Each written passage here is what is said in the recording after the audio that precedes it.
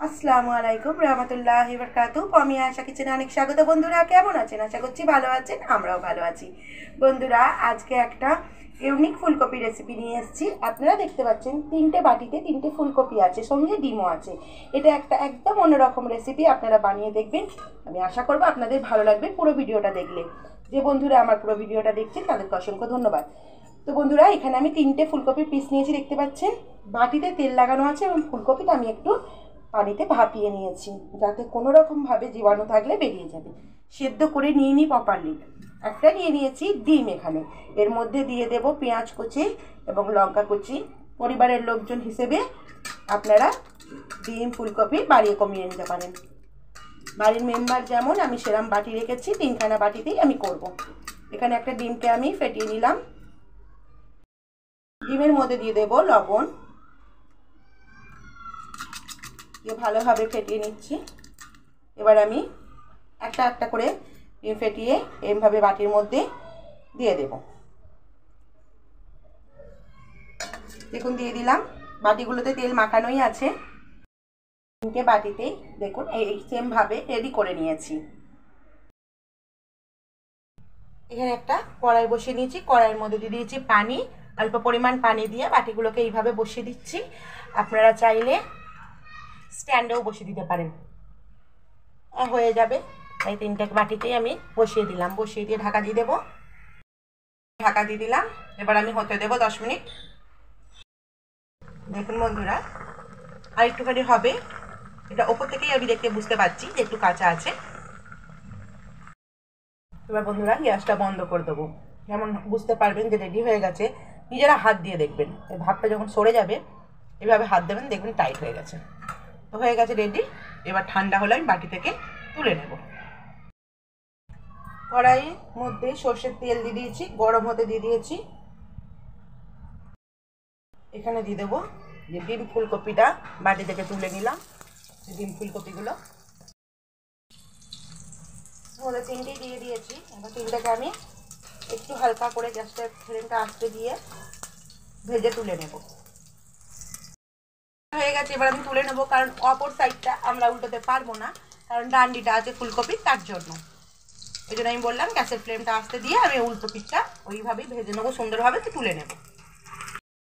কিছু মশলা করে নেব। যেমন নিয়েছি 1.5 চামচ পোস্ত, নিয়েছি নারকেল ছোটো ছোটো টুকরো 6টা মতো, আর কাজু বাদাম নিয়েছি 6টা। দিয়ে আমি এটাকে ভালোভাবে পেস্ট বানিয়ে নেব। সর্ষের তেলটা ছিল, সেই সর্ষের তেলের মধ্যেই আমি দিয়ে দেব একটা তেজপাতা এবং একটা দারচিনি।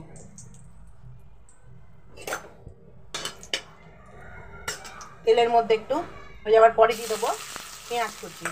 দুটো পেঁয়াজকে আমি কুচিয়ে রেখেছিলাম, ওটাকে এবার আমি ভালোভাবে ভেজে নেব।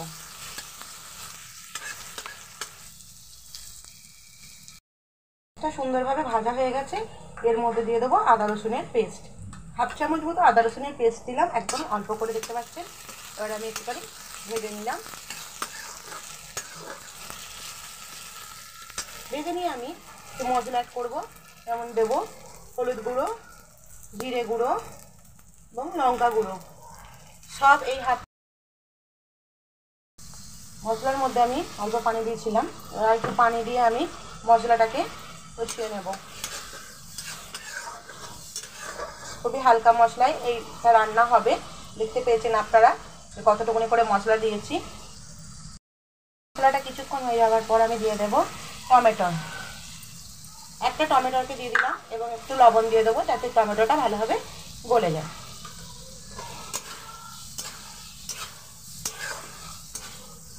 সবসময় ফুলকপি এইভাবে খেতে ইচ্ছা না করলে এইভাবে বানিয়ে খাবেন, সত্যি খুব সুন্দর লাগে আর ইউনিক হয়। বাচ্চারাও দেখবেন খুব খুশি হবে। এইভাবে বানিয়ে দিলে না, দেখতে এরকম সুন্দর হয়, তো বাচ্চারা খুব খুশি হয়ে যায়। টমেটোগুলো খুব ভালোভাবে গলে গেছে। এবার যে নারকেলের এই পেস্টটা বানিয়ে রেখেছিলাম এবার দিয়ে দিলাম তার মধ্যে, এবং দিয়ে দেব মিক্সার ধোয়া পানি। এবার আমি ভালোভাবে মশলাটার সঙ্গে একটু নারকেলের পেস্টটার সঙ্গে ভালোভাবে কষাবো, এবং ধিমি আঁচে কষাবো যেন তলায় না লাগে। সুন্দরভাবে আমি মশলাটাকে কষিয়ে নিয়েছি। এবার দিয়ে দেব ডিমগুলোকে। এর মধ্যে দেবো আমি অল্প পরিমাণ পানি, দেবো আমি থেকে লবণ এবং ধনেপাতা। এবার আমি এইভাবে হালকা হাতে করে নাড়াচাড়া করে দেব।